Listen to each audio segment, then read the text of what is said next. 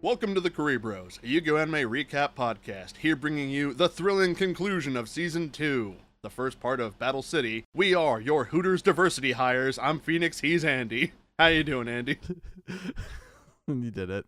Got him. You fucking did it. You were like, oh, okay, they're going to go for a pretty standard one. I was like, oh, Hooters. I thought about that. I was struggling to think of one for this week because I couldn't think of anything episode relevant. But then that came to me in a dream. I thought you were going to talk about me misspelling Pharaoh 5 times. Well, I wasn't going to because I wasn't going to out you like that in front of all the people, but now that you brought it up, I have full authority. Andy misspelled Pharaoh 5 times in his notes. That's okay. He also doesn't put the proper ownership apostrophe S's. Sometimes I don't. Sometimes I do. I see at least 4 times you did that. And looking at my notes, I'm going to fix that before you see it. No, everything's great. Nobody's perfect. Speak for yourself. But I could be better. Maybe I will be better. You don't have to be. Okay. Well, thank God you. knows we're living in a time when presidents are just the worst that you could possibly have for a job. See, it's funny. I think like 3 years ago, I wouldn't even want to touch that subject because it's just like, I don't know, when we do like a podcast like this, I don't really want to like talk about politics or anything. But I think everyone's general consensus of that debate and everything was just, oh my God, we're fucked. It's like it's like the one time I think everyone in the world decided like, shit, this is bad. So I guess that's kind of a good thing. Hopefully. Well, I guess we'll see one day and see how that turns out. But I think if you're past retirement age, you shouldn't be allowed to run for president. That's my hot take. I don't even think that's too much of a hot take. I think there should be term limits, and I'm sure there's someone who would disagree with us. And you know what? Who cares? I mean, I also think if you commit high treason, you shouldn't be allowed to run for president. But they're letting some people, so whatever. Anywho, welcome to the Yu-Gi-Oh! Anime Recap Podcast, where we are on our Season 2 finale. And quick recap of last episode. We were covering the Mai and the bad times. We won't go revisit that again. And Kyra proved to Ishizu that Destiny is kind of some bullshit or something. And now we are into the last 3 episodes of the season, which are kind of covering some lore. And what else? We get a duel. What kind of duel? It's not quick. It is quick. Well, it's 2 episodes. How's that quick? It's barely 2 episodes. It should have been 1 episode. I don't know why it wasn't one. Maybe they wanted to start the next season on an even number. Maybe? I don't know. It's just so confusing that they had to really pad this duel because, I don't know. I think it's a nice quick duel. And also, I don't know. I guess we'll talk about it more, but yeah, it's a little long. Yeah. Yeah. But it's a duel between Evil Bakura and Evil Marik. So you get best of the evil guys. Who's your favorite evil guy? Text us your answer below. 1 for Evil Bakura, 2 for Evil Marik, 3 for Evil Yami Yugi. That is the twist of Season 4. Not to bring it back, but because it's a low-hanging fruit, I will. Asking people to text in their favorite evil guy is much like the election. Oh, fuck. We're keeping it political this episode. Every time there's gonna be a political reference, we're gonna talk about it. Well, on the plus side, this episode's gonna come out even closer to the actual election, so it will be even more topical by the time it airs. Oh, so fuck. As we're talking about this, I'm sure some new horror will have been announced. Oh no, this will be very interesting. Oh no! Oh no! You didn't kill him. What kind of fucking animal do you take me for? No, I didn't kill him. But I did kidnap his wife. Oh, no. Oh, no. That's one of our favorite GTA 5 references. That's a good one. Right? Yeah. Maybe by the time this comes out, GTA 6 will come out. No. Oh, I got Phoenix. No, GTA 6 is never coming out. They'll never do it. I refuse. Aren't they? Isn't it like, is there a date? Yeah, probably. I don't believe it. How many times have they pushed it back? I don't think they've pushed it back. It's just because GTA 5 has been out for over a decade, I think. Oh, it doesn't have a... No, it doesn't. It's been well over a decade. Oh, wait, no. Yeah. It's only been just a little bit. It's supposed to come out fall of next year, so never. Never. Yeah, we're gonna get GTA 6 and Half-Life 3 and Elder Scrolls 6. Are people waiting on that game? A good Halo game. Are they still making Halo games? They made Halo Infinite like a couple years ago. 2 years ago, maybe. But I heard that wasn't good. Yeah. Oh, oh buddy. Shout out to 20 years of Halo games and 10 years of good games. We used to play Halo 2 and 3 a lot. I'd like go to your house, we'd play that a lot, and you'd destroy me utterly. Yeah. Or we'd play co-ops, it'd be fun. Yeah, and we got the firefight mode where we just tear through aliens for a while. It was great. What was the big vehicle that was really slow? Elephant? The tank? Yep, Elephant. That was fun. That was fun. Sand Trap's a fun map. I don't care what other people say. I like deserts. That was always a fun map to play on. Speaking of deserts, you want to give us some lore drop episode? Oh yeah, that happens in a lot in the desert. All right, so I'm going to be covering episode 95, which covers a lot of chapters, covering 171 through 174. And it goes as such. We open on the Kaiba brothers reconvening on Mokuba's latest assignment of translating the text of the Winged Dragon of Ra. Mokuba is close, but the mainframe is having a hard time finishing the translation. Kaiba decides to take a look at it, but as soon as he has his eyes gaze upon the text, he finds that he can read it as clear as day. Kaiba is obviously shocked as he has never once learned to read such a rare form of hieroglyphics. Kaiba in the dub is more shook by the images that flow into his head, which are just flashbacks to moments of Kaiba's secret connection to his ancient past. But Kaiba in the manga actually mentions he read the special power Ra has that will be alluded to later in the episodes we're going to cover. We cut to the rest of the blimp where the 4 duelists moving on to the semifinals are announced and that the competition will commence tomorrow when they arrive at their destination. Joey and Yugi pat each other on the back as they are excited they both got into the next round. Taya reminds them and the audience what it has taken for them to get there though. Especially if you follow the manga timeline, as they did this all in one day as opposed to how the anime spreads out the events. They realize what lies ahead, but Joey reassures them that they will stop Marik by the end of all this. The 3 go to check up on Mai when they are stopped by Ishizu, who asks to join them. Serenity is still with Mai, who is unfortunately unconscious. Sad. Joey is determined to take on Marik, but sees that Serenity is starting to get fed up with all the danger this tournament has brought out. I mean, this is her first experience with the game, so she is a little out of it. This is kind of the extremes we've seen. Yeah, in the sub she says that this isn't the world she wanted to see, which is a little grim.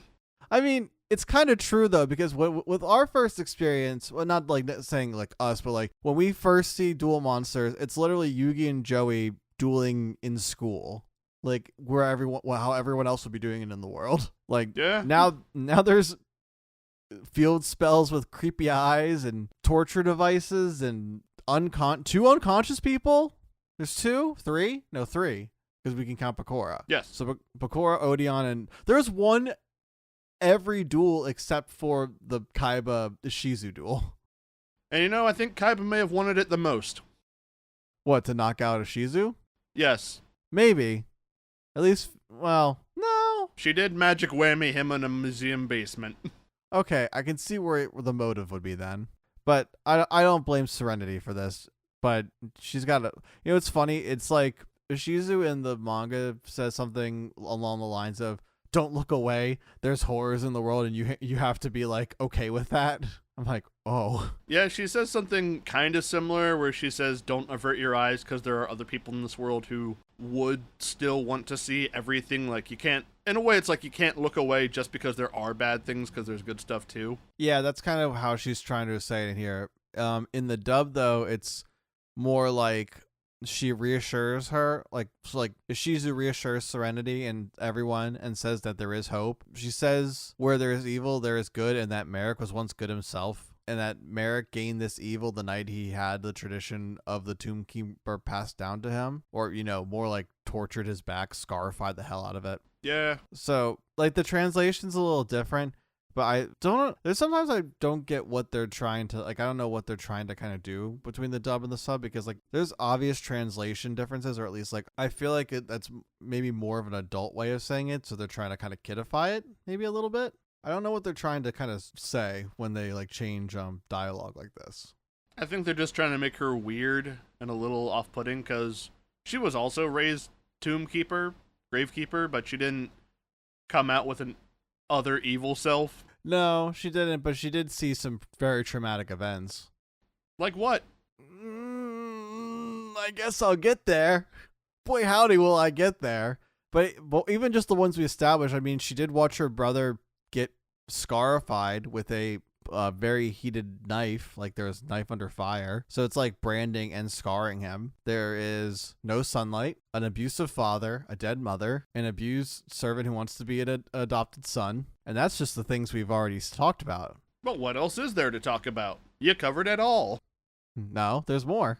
What more could you need for a tragic backstory? You know, you'd wonder. To remind you, at this point in the anime, Ishizu's reassures everyone that there's hope and that Marik was once good himself, that he gained this evil that he had from the tradition that he was basically just tortured in. Yugi actually wonders if it's too late to save the good in Marik and that he must be stopped. Joey and Tei agree, but Ishizu implores that they have to listen to her as we start going into a flashback backstory part of the episode.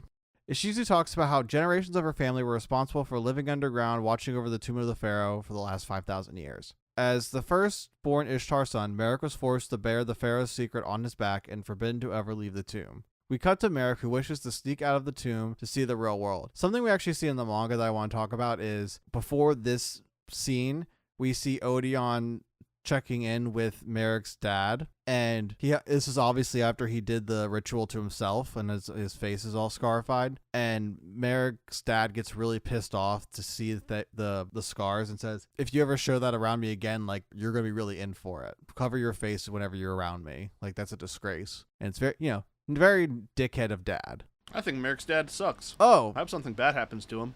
Oh, buddy, does something bad happen to him?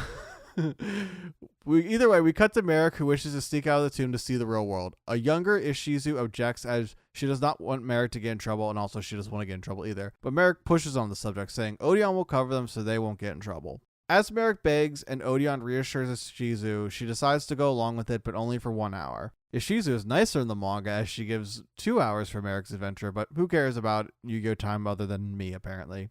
Ishizu and Marik make their way into the outside world. Ishizu states that she didn't realize it at the time that this adventure would help that dark side of Marik grow. They go to a nearby town and Marik runs around, taking in all the sights he has never seen before, and at this point he believes he will never see him again. Ishizu tries to reel in Marik's excitement but fails to do so when he picks up a magazine which has a picture of a cool guy on a motorcycle on it, so he single-handedly creates 5Ds. And now we also know why he has one of those before, like one of those prequel things, like why Han Solo's name is Han Solo. We had to have that happen in that movie.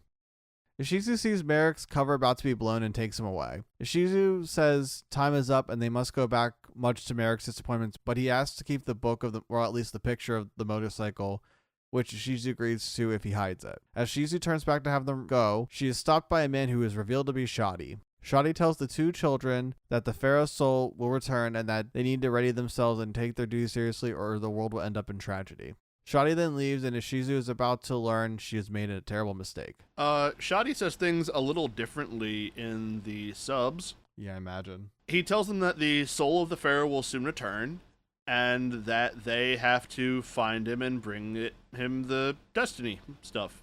Yeah, that's kind of more what he says in the manga. He's like the return of the pharaoh's nigh, and he's very like formal about it. But it's kind of more of what you said more than what he said. More he's kind of going with the destiny and like what's going to happen is going to like you have to be prepared for it and you have to like learn your duty or whatever. Also, isn't Shadi showing up and saying, "Hey, Pharaoh will be back soon. Go find him"? Shouldn't that be like great news? Because it's like, "Hey, Dad, I know you hate everything, but look. We went outside, the very old guy who protects all the memories of everything with his Ankh key came before us in the middle of the street. He said we're allowed to go outside." Like, it's okay, we could do this now. And then I assume her dad pulls out the Millennium Gun and shoots him for speaking about going outside. I mean, he gets close to that as we go there. But maybe it's because they were so young. That must be kind of it, that they don't really know what he was trying to say, because that would have confused me as a kid. if that was like, some strange man was talking prophecies to me when I was trying to sneak out of the house.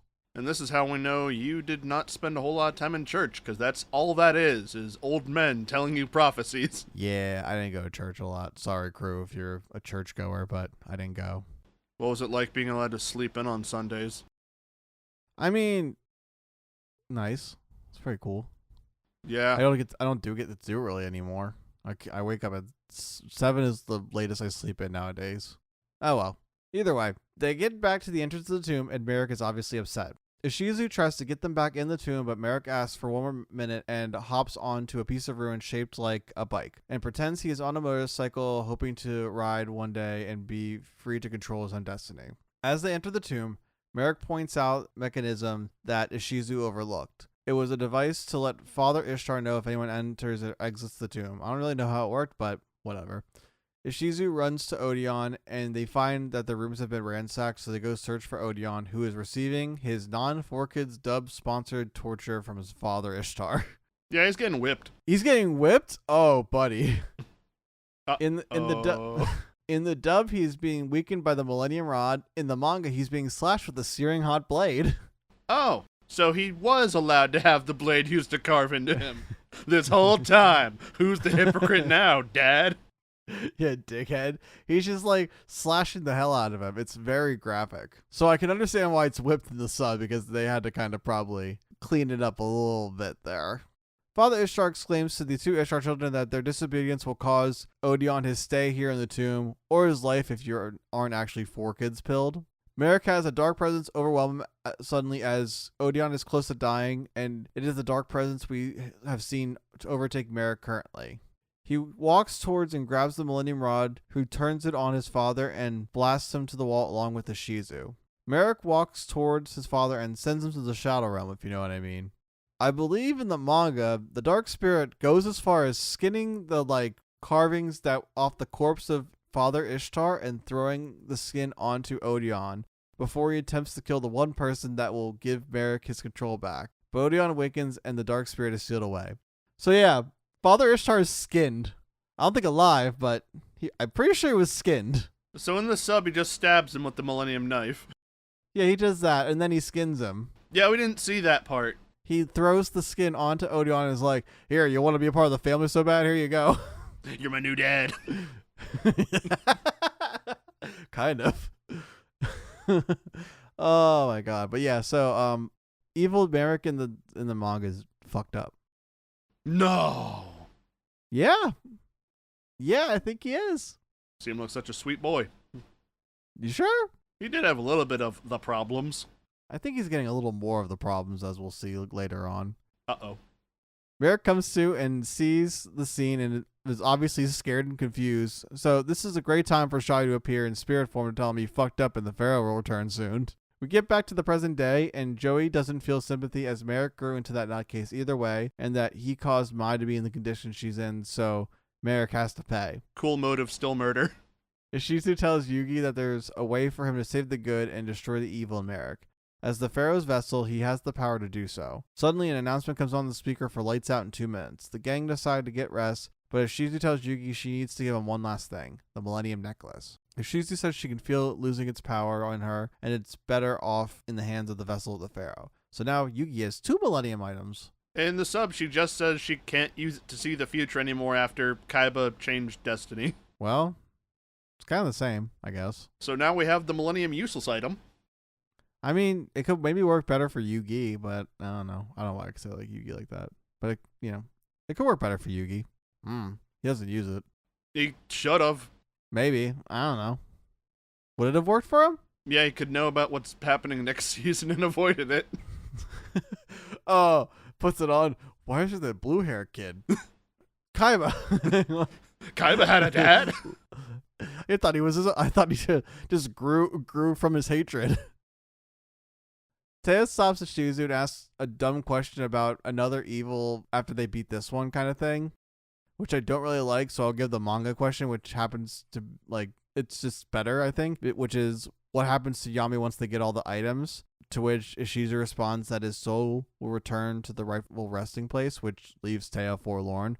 which I think makes more sense than Taya going, well, we have to fight another bad guy after this bad guy? I mean, I think Taya's question is valid considering they have fought 2 Millennium bad guys in a row. Yeah, but how many Millennium Items are there? You're going to have to expect at least one more, theoretically. Yeah, they don't know about the scales, the key. No, we do know about the key. Shoddy. She doesn't know about the key. I thought she did. No, well, it depends on where you get your story content from, I guess. And that's what we're covering all of it. In the sub, she does ask about what will happen after when they get all the items. Yeah, see, it makes more sense. I don't know, whatever.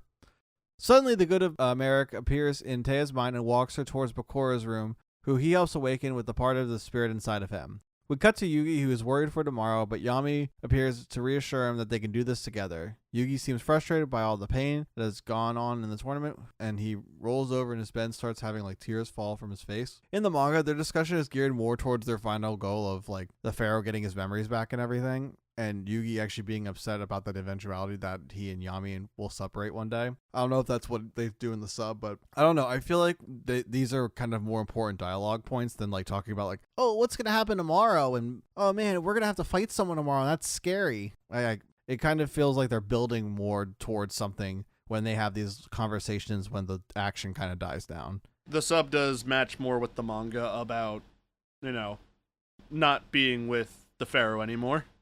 Yeah, I don't know. I think that just makes more sense story-wise, and I think it brings out a better dynamic between like Yugi and Yami. I agree.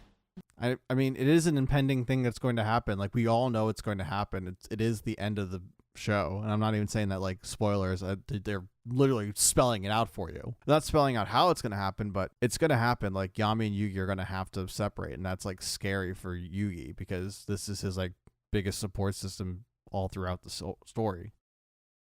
We cut to Evil Marik getting ready to finish the job he tried to do before he was rudely interrupted to participate in a tournament he entered when suddenly Evil Bakura appears with the spirit of the real Marik within Bakura. They start having a Millennium Dick measuring contest as Bakura stops him from trying to kill Odeon and Evil Marik challenges Evil Bakura to a Shadow Game duel as the episode ends. So yeah, we got Evil Marik lore, we got a skinned alive or skinned dead father, and we're going into a shadow duel.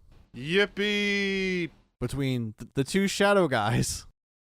This is a great season finale. Yeah, shadow guys, burgers, and fries. Well, I guess the last season finale was Dungeon Dice Monster, so I don't know. At least this is a little more story relevant. Well, It's a little higher stakes. a little bit more higher stakes there. Oh, I mean, I don't know.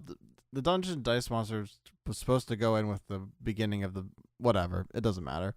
We're moving on. That was the past. This is the future. But it didn't. We're going to the future now, or just the present. With the Phoenix is going to take it away. Episode 96, covering chapters 175, 176, and part of 177. This episode opens with a quick recap of the end of the last episode's confrontation before we cut to the top of the blimp for the duel. We also see a montage of everyone else asleep on the blimp except for Kaiba, who is trying to find out Ra's weakness. Evil Marik on top of the blimp has an internal monologue about, I'm just going to say Bakura because there's only the one Bakura we see in this. Yeah, you have to kind of say it like that. Evil Bakura monologues about Bakura not knowing how Ra works and that he has changed his deck since he took over as the Prime Marik, so Bakura will not have an edge over him even though normal Marik is inside him. Take that as you will. Before the duel begins, normal Marik reveals he was listening in on Ishizu's lore drop from inside Teia's mind, so now he knows that he killed his dad, which I guess he didn't know before. Yeah, I guess that was never something he ever really knew, but what did he think happened to his dad then? He thought Shoddy did it, because after his dad was, dead against the wall, Shoddy's spirit, appeared and, said the stuff about the Pharaoh's soul returning again. I guess that would make some sense. He's the only inexplicable. He's like, I wouldn't kill my dad, and Ishizu's over there, and Odeon's over there, so it had to have been the ghost fucker. I'd kill his dad. Phoenix, you did? No, I would, but, someone beat me to it. His dad sucked. Yeah, terrible. Absolutely just an abusive, horrible, conservative father piece of shit character. He played the role well. Evil Bakura, which I'm just going to Bakura. adjust my own mind to stop saying Evil Bakura, because just Bakura who is evil, and there's only the one. Bakura changes the deal he had with normal Marik to add that he also gets to see what's tattooed on Marik's back, along with the previously promised Millennium Rod if he wins. Marik says sure. Yeah, why not? The duel begins with Evil Marik going first, turning into a shadow game, where the shadows will eat away at the body of a duelist as they take damage. Bakura goes first for the duel, sets a card, and summons Goblin Zombie and passes. Evil Marik summons Drillago and attacks, but Bakura activates his set card, Fearful Earthbound, which will deal 500 damage to Marik whenever he attacks. Bakura's monster is destroyed, but before Marik can take damage from the Earthbound, he activates Remove Trap to get rid of it. Marik then draws Bakura's attention to his arm, which is starting to disappear, as part of his bicep is missing due to the life points he lost and the Shadow Game. He's like, holy fuck, what happened to my arm? We cut to little Yugi asleep in bed before he's pulled into the Millennium Puzzle. He goes to check on the Pharaoh's room where the two meet up, and they confer on both of them feeling something a little funky inside of it. Back on the blimp, it's Bakura's turn. He sets 2 cards before playing a monster in defense mode and passing. Evil Marik's turn, he plays Card of Sanctity, causing both players to draw until they have 6 cards in hand. Bakura activates his set Multiple Destruction, which makes both players discard all the cards in their hand and draw a new 5. But Bakura loses 100 life points for each card he discarded. Marik then sets 1 card and passes, not attacking. Don't know why. Back in the puzzle, the Pharaoh and Yugi are talking about when Shadi entered the puzzle and how Shadi appeared on the blimp also. So just kind of like recapping Shadi, giving us more context for how the protagonist has interacted with him. Mostly they just affirm that they're bond to fight together and get the Pharaoh's memories back. It's kind of unnecessary. Yeah, these are where it kind of starts getting a little patty. And like there's some things that they're going to do in the duel that are a little patty, which is like, I don't know, we were doing so good with the pacing of the duels. It stinks that we're it's kind of going back to old bad habits. Oh, if you're worried about pacing, buddy, you're in for a storm. Oh, are you talking about next season? Yes. Oh, fuck. Yeah, what if we paused this plot and just had a new one? Yeah, we're watching, me and my wife are watching Bleach right now. I've never watched the anime before. I have read the manga for it, and my wife's never seen anything about Bleach until now. And the amount of filler in that show is it's not really Naruto worthy, but it's close to Naruto worthy, where they just kind of stop the plot and like do something completely different randomly. What the fuck? Yeah. I don't know. Anyway, back in the action, it's Bakura's turn. He tributes his monster to play Puppet Master, and then uses its effect to pay 1,000 life points to bring back 3 of his own monsters from the graveyard, but they can't attack this turn. Bakura follows it up with Dark Designator, which lets him declare a card in Marik's deck and force it into his hand, and then Bakura chooses the Winged Dragon of Ra. Bakura then activates his set Exchange, which lets both duelists take a card from each other's hand. Bakura takes Ra, and Marik takes Monster Reborn. Marik has figured out that Bakura's plan is to summon Ra and use the normal Marik to say the chant to have full control over it. Episode ends. Woo! It was actually funny because in the manga, something interesting that I noticed was when Marik brings up like meeting Shadi all those years ago. I think it says about 5 years ago, which kind of shocks Evil Bakura when he says that, because he says, but that's impossible. 5 years ago, he was already, I think, alluding that Shadi may not be a part of the living right now, which raises a lot of questions I don't think we'll get answers to till 20 years later. He says this in the sub. He does? Actually? He doesn't say anything like this in the dub, which is kind of... Well, I guess they weren't going to ever allude that Shadi was dead. I guess this is a precursor of how the dub is going to make it super weird. What, when you find out Shadi's dead? Yeah, because we just can't say things are dead now, for whatever reason. Yeah, if anything, they should Dragon Ball Z Kai Yu-Gi-Oh! No. Not we should Dragon Ball Z Kai Yu-Gi-Oh! I'd love to at this point, because god damn it, I just want the translations to be right and the dialogue to be more like what the story's supposed to be. So tired of it. Yeah, we'll shorten it up. We'll call it something catchy like Yu-Gi-Oh! Go, a name that's absolutely not currently taken. What's it taken by? What the hell? I think Yu-Gi-Oh! Go is an actual thing going on right I think now. it's Go Rush or something. I think that's the current one. Yeah, you're right. Go Rush 2022. That's the current series out right now. Are we gonna go to will we get there? I think we'll have to see if we're dead by then. I think that'll be a determining factor. I mean, I feel like we're gonna finish the series by at least like another year or two. Well, we have a couple of seasons between here and there, and who knows what could happen. I guess that's true. Well, hopefully. Maybe you and I will go to the Shadow Realm. Oh, I think it's oh no, the manga's over. The animation series, the anime is still going on. Anyway, back to what we're not talking about now. Yu-Gi-Oh! We're talking about then Yu-Gi-Oh! No, we're not talking about now Yu-Gi-Oh! We're talking about Yu-Gi-Oh! Now. Okay. Episode 97, covering chapters 177 and 178. It is Evil Marik's turn, and Bakura is super normal about having Ra in his hand. Evil Marik taunts normal Marik about which one is the real base personality, which doesn't really go anywhere. Just sort of like, I was in your heart the whole time, so maybe I'm the real you. Ooh. Ooh. This doesn't matter. Evil Marik activates Vengeful Bog Spirit, which prevents monsters from attacking the turn they are summoned, which makes this even more like Magic the Gathering, and passes his turn. Bakura tributes the 3 monsters he brought back to summon Ra, but Marik activates Joyful Doom, which increases his life points by an amount equal to the attack points of all the monsters that were tributed, and then makes their attack points 0 before being tributed, resulting in Marik having 8,550 life points and Ra having 0 attack points. Bakura puts his monsters in defense mode and passes. Ra's like 3450 defense or something. It doesn't really matter. Oh, yeah. Yeah. Teo wakes up in what was Bakura's room before realizing, hey, the twink is missing. So she goes to find her other twink to go and find this one. Because, who could find one better than one? It's true. Also, Bakura does just kind of find Yugi on his own a lot of the time, so maybe Yugi can do it too. It's also very true. They both got Millennium items. Yeah. Yeah. And Yugi's got 2 of them now. So we got double the wandering power. Yeah, now we can triangulate. And pyramids are kind of like triangles, but really big. And like 3D shaped. Yeah. Whoa. It's all connected. Whoa. Aliens. No pharaohs. Yeah, the aliens are in GX. Back on the blimp, Marik attacks Puppet Master with Dralago and passes. Bakura draws and tributes Ra for Dark Ruler Hades. Bakura knows Marik took his Monster Reborn, but he isn't worried because if Ra is brought back with it, its attack will still be 0. Bakura then goes on to banish 3 fiends from his graveyard to summon Dark Necrofear, Wood, then activates Premature Burial to bring back Earl of Demise. Normal Marik warns Bakura about wasting his life points, but Bakura tells him, shut up. We gotta go for it, because other evil U's got a whole lot of life points to work through. Oh, yeah. And Bakura passes his turn. Back inside the blimp, Yugi and Taya are looking for Bakura. Kaiba is still trying to find a way to beat Ra and is running different calculations like, if I use my Deck Destruction Virus card, then what are my chances of success, computer? 13%. God damn it, computer. What if it's against Yugi? 0%. Fuck. Back in the duel, it's Evil Marik's turn, and he says he'll beat Bakura with 1-turn kill, an effect that normal Marik doesn't know Ra has. At the same time, Kaiba's deciphering the card and also learns of this 1-turn kill effect. Kaiba narrates that all the god cards are immune to trap cards, and spells only affect them for a single turn, but Ra is unique that it can attack instantly when special summoned with a special effect.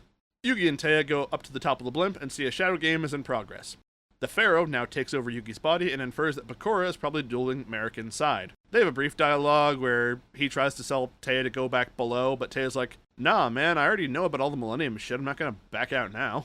Nah, she's just always like, I'm your friend and I'll always be with you. Because they don't seem to believe the Millennium stuff really in the other part. Like, they believe it enough now, but like, I still think they're a little skeptical of it all. That's weird. I know. In the duel, Evil Marik activates Monster Reborn, which revives the Winged Dragon of Ra. He then begins to do a new chant that he says he learned from using the Millennium Rod, which is weird. What? Yeah, he's like, I figured out this other ability using the Rod and Ra. But then Kaiba can figure out the same ability just by reading the thing? Because that's what he learned about the 1-turn kill and everything. Are we to infer from this that Marik, the normal one, does not know how to read, and the Millennium Rod taught Evil Marik how to read? Yeah. Crazy. The lore runs deep. You're telling me. So he uses the chant, and his body begins to be consumed by the shadows as he transfers all but 1 of his life points to become Ra's attack power. On the field, Evil Marik is reduced to just the upper left part of his head and a hand to hold the cards he has, which is kind of funny. Yeah. I gotta hold on to these. I can't let him see what I have. It's not like I'll win this duel in 1 shot. Yeah. The parts of Marik's body that were taken by the shadows then manifest out of the gem on Ra's forehead. Gross. Marik then just moves right to combat, attacks with his 8,549 attack power Ra, which wipes out all of Bakura's monsters and his life points, and normal Marik. They are incinerated. As Bakura is turning to shadow dust, he tells Evil Marik that he will return because he is darkness itself. Which I think is very good foreshadowing. Evil Marik collects the Millennium Ring from the floor as the Pharaoh enters the shadows. Ishizu is awoken by dreams of Marik burning in Ra's flames, or hell, depending on your perspective, and Taya appears at her door. Marik, normal one, reveals he still left a part of himself inside Taya, and he warns Ishizu that she has to save Odeon. Inside the puzzle, Evil Bakura is lurking when he reminds us all that at the start of this season, after Bandit Keith had busted up the puzzle, he had put a piece of himself into it and then given that piece to Yugi. Yeah, remember that payoff? It's set up and now there's the payoff. I kind of forgot he did that, to be honest. It's all I've thought about since it happened. I'm not gonna lie to you. Like, that's the one thing that's been stuck in my brain since we started this season is Evil Bakura implanting and how that's gonna probably like follow out like in the future. And how he keeps being relevant. Yeah, I mean, it is. I think at this point, it all kind of points to Bakura being the final guy. But like, I think this is where they really kind of start like sowing those seeds or like putting those seeds and planting those seeds, whatever the term is, the phrasing is. Planting those seeds. Kind of wild for them to set up Bakura as the big final bad when he's done nothing but take L's this whole time. Yeah, but I mean, I feel like he kind of makes the most sense. I think if I was Takahashi, I probably would have done the same thing. Because he does seem kind of like the anti-Yugi in a lot of ways. And it seems to kind of only like those dominoes kind of fall in that direction too when we really kind of get into the Millennium World shit and how they're kind of the opposites of each other. In a lot of ways. Those Domino City. Good reference. Thanks, man. Evil Marik goes back to Odeon's room to finish him off, only to find his body has been moved. Kaiba then goes to the bridge of the blimp and announces to no one in particular that they're going to Alcatraz Island, Woo! Which was built by Gozaburo Kaiba as the hub of his military tech industry. Kaiba had it demolished after he took over the company, and he built Duel Tower on top of it, which is where the finals will be held, and the episode ends, and the season ends. Boy, howdy! I can't wait to start. I can't wait to start the net. Are you excited for the finals of the Battle City tournament? The thing we're gonna get to next episode. Yeah, next season. That's gonna be the first thing we do. We're not gonna stop anywhere and have any unnecessary detours about Kaiba's adopted family hidge. Yeah, it's definitely gonna feel like we're on Alcatraz. Oh, buddy, we're gonna be trapped for a little while. It's okay. We'll try and do it as quickly as possible. I think. I don't know. Or make it as funny as possible. I mean, we'll definitely do that. It will definitely be that, and it's gonna be interesting that I'm not gonna be reading manga for a little bit. Just real quick, so before we move on there, I just wanted to point out Yami and Taya never involved themselves in the Shadow Duel in the manga. It is literally just, and it's a lot shorter. There's not a lot of the different things that happen, like Bakura playing Winged Dragon of Ra and like getting in that whole sequence of that, and like some other moves are just complete padding, which is why I believe this episode should have been just one episode.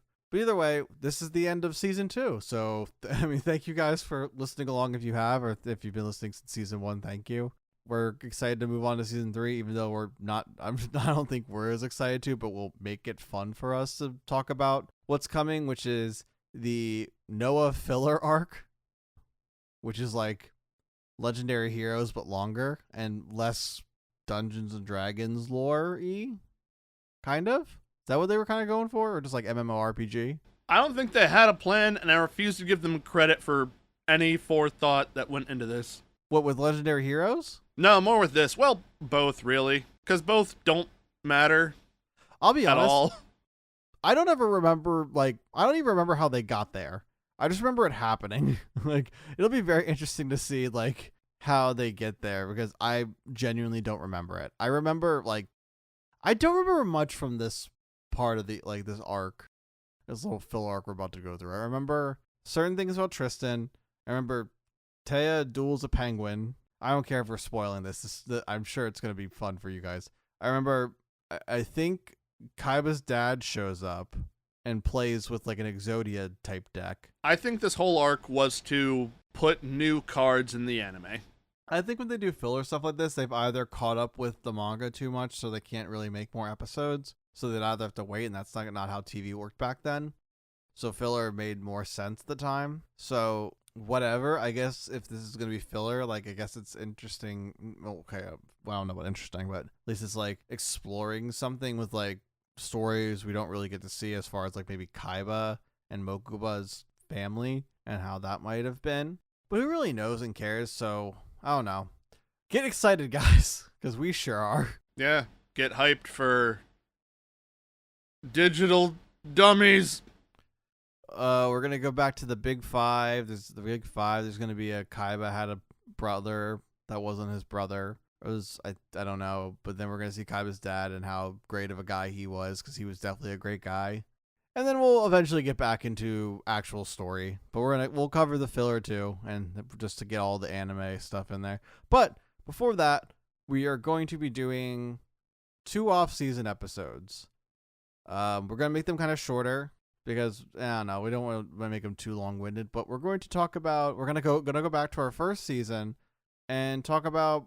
What will we decide? 3 or 5 of our favorite duels? I want to say it was 3, because I think if we do 5, we would just cover all the duels. There it is. It's 3. So our top 3 favorite duels, Phoenix and I are going to figure that out, or we're gonna like look back and see which ones are our favorite and kind of talk about why we like that and have a kind of a small discussion about each one. I don't know how we'll deal it out. If it's gonna be you talk about your 3 and then me 3 and then have a discussion, but we'll talk about it whenever we want to talk about it, however we talk about it. And then we're going to do that for season 1, and then the next off episode will be season 2, and then I think we'll just jump right back into and get season 3 going so we can get that kind of over with and get into the real shit again.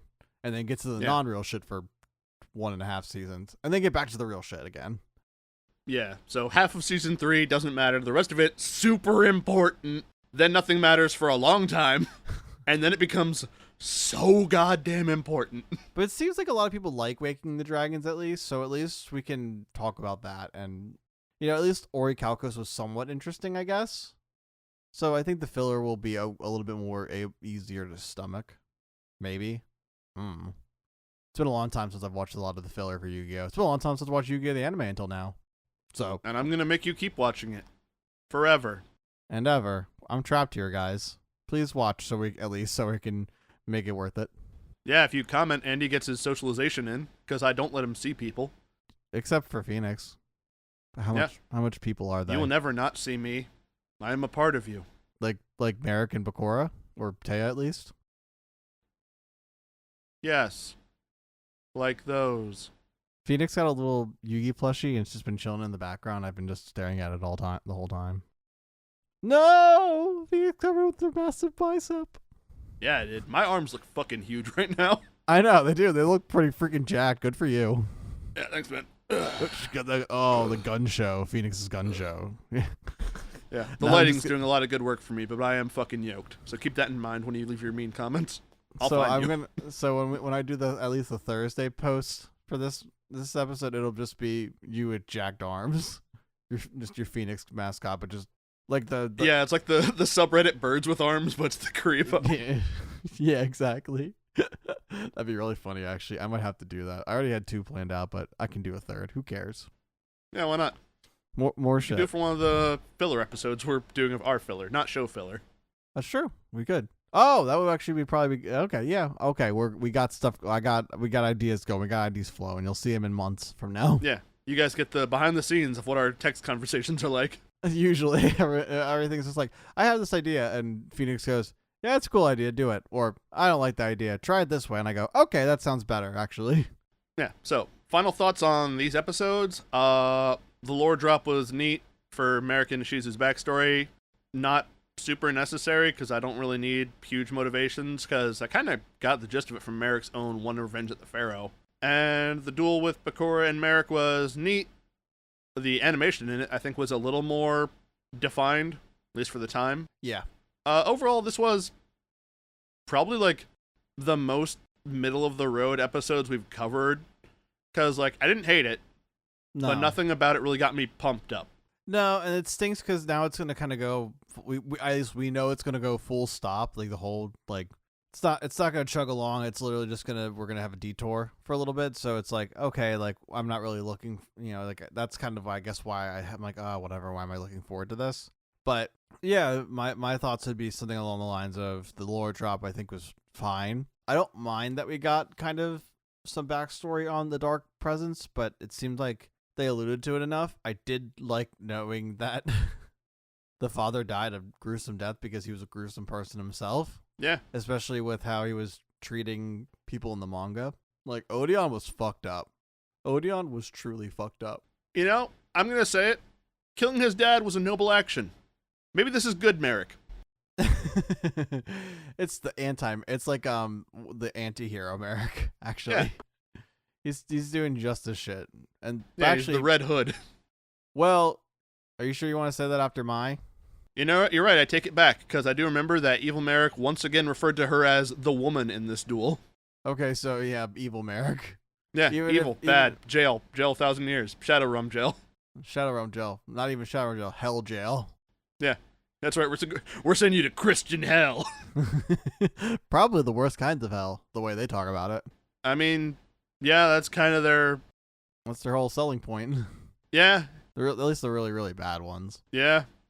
Either way, I did like the American Bakura duel. I think it was interesting to watch two evil shadow spirits to go off, especially after the kind of the cock tease we got with Pegasus and Bakura at the end of season 1. Now it was nice to actually see them play a game and like actually kind of have stakes and everything, and we kind of see a little bit more of Marik's powers, which we'll see more of against whoever he faces when he faces them. Now that you bring that up, I think maybe Bakura is just a bad duelist, because he, like, wrecked Pegasus with Millennium laser beams. Yeah, but he did beat him in a duel in the manga, and that's how he got the thing. But Pegasus was weakened. Either way, it all conveyed to the same thing. He was licking Pegasus' eyeball after he removed it, I remember. That was gross. It was bloody, too. Ew. But either way, yeah, it was a good duel. A little long, I think a little padded.